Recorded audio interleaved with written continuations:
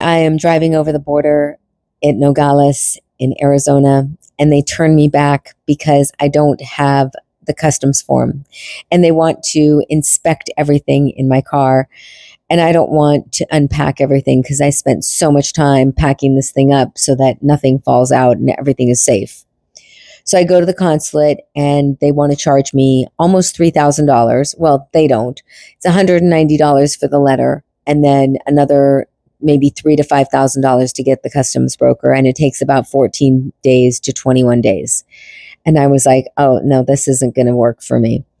And as I'm sitting there, the security guard, who happens to be absolutely brilliant, starts telling me, this is not what you need to do. Here's what you need to do. You need to do X, X, and X, right? 3 things that he told me to do. And I'll tell you about those in a minute. I listened very intently because obviously he's going to know more than I do. He said, this isn't on the website. You don't know this. This is how you do it. Just so happens that that consulate is right next door to where I was staying at the hotel. So I go back to the hotel that I just checked out of, and I told them the story. And then the woman was absolutely amazing.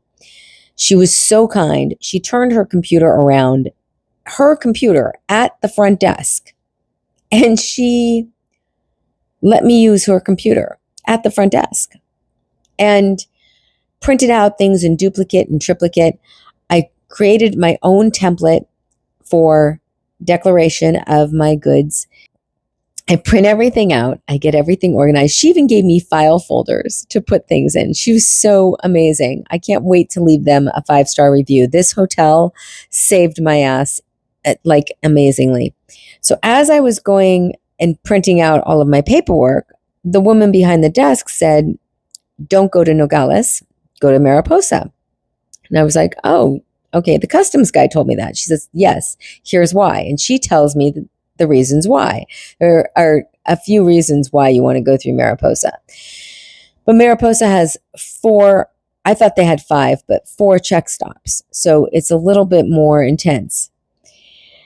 Anyway, I get the paperwork. Everything's out. I'm printed out, and I go to Starbucks and I get gas before I go over the border, change my money, and I get through the first checkpoint in Mariposa, and they let me through. I get to the second checkpoint in Mariposa, and he says, go to this area. So I have to follow the trucks. He's like, follow these trucks and go this way. So I go to the third checkpoint in Mariposa, and there are like 3 different lines, but I can't tell which line I'm supposed to be in. So I just end up following this one car. And nobody else is following that car but me. So I'm like, okay, whatever. And it says, I don't know what it said, actually. I can't remember what it said. I should have taken a picture, but I was too scared to take pictures because I was like, oh no, they'd say no cameras. So I get through this line, and the guy, it's like a toll booth, and he's like, 46 pesos, please. And I said, okay. So I pay him 46 pesos, and he says, okay, you're good to go. So I get on the road, and I'm like, all right, what was that? And I get to the next check stop. This is the last one. I thought there were 5, but there were only 4. And that check stop is a little bit more intense. So they lead me around to the inspection area, and I hand him all my paperwork in Spanish. You have to make sure it's in Spanish and in English.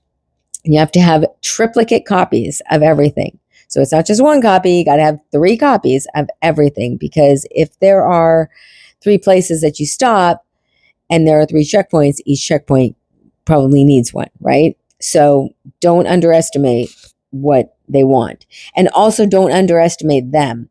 They want you to be prepared for what they're going to ask for. That's why they do this.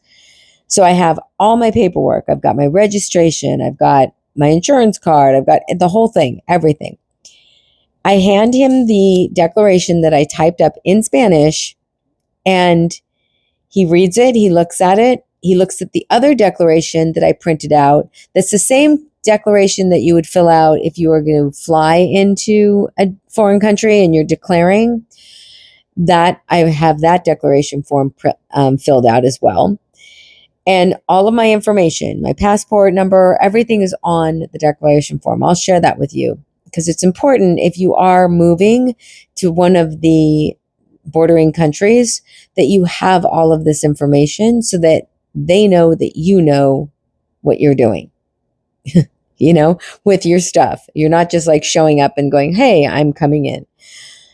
So the guy looks at the paperwork. Now I'm ready to actually, undo everything and then spend another 2 hours redoing it. I'm like, okay, I probably won't get to the hotel until 10 o'clock tonight because of the fact that I have to unpack everything. He doesn't. He looks at the paperwork and he waves me through. But understand this. Let me tell you something really important that happened beforehand. As I was getting ready with all of this paperwork, all I was thinking about was that everything's going to go right. They're going to wave me through. I'm not going to have to pay anything. And everything is going to stay intact and I'm not going to have to unpack or get inspected. Everything will work out perfectly. And that's all I thought about while I was doing all this paperwork at the computer at this little hotel that I stayed at. And what happened? That exact thing happened. That's manifestation right there. Like I really took into heart and into my body, like, what's it going to feel like when I am just waved through? And I thought at the fourth check stop, okay, there's one more check stop I have to go through. Let's hope to God that I can get through this check stop. But there wasn't. I was on the freeway and I was in Mexico and I was on my way to Obregon. And that in and of itself was like tears. I was in tears. I could believe it, but I was just so thrilled that I really believed in myself that much. I believed so much in myself. And believing in yourself in that way is it's just like this wild feeling of knowing that you are so capable and you're more powerful than you even know you are. And that's how I felt at that moment. So what do you need to cross the border? Here's what you need. There are three main things. There are more, but three main things. Okay. Number one, you need the declaration form. So go and Google declaration form for Mexico or, Canada. And it's the same form that you're going to use when you get on the plane, and fill that out in its entirety and be honest with everything. Now, the next thing you're going to do is you're going to create your own document with the declaration.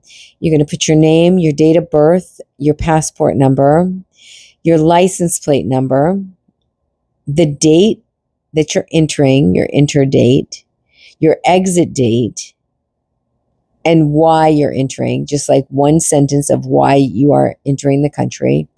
And then you're going to list everything. Now, I listed in categories. I listed in personal categories. I listed in work category. I listed in kitchen, like household category. And then I listed in, I think those were the three categories that I listed. I don't know. I'm not looking at it. But in each category, I bullet pointed out clothing or footwear or personal hygiene or kitchen stuff or whatever it is.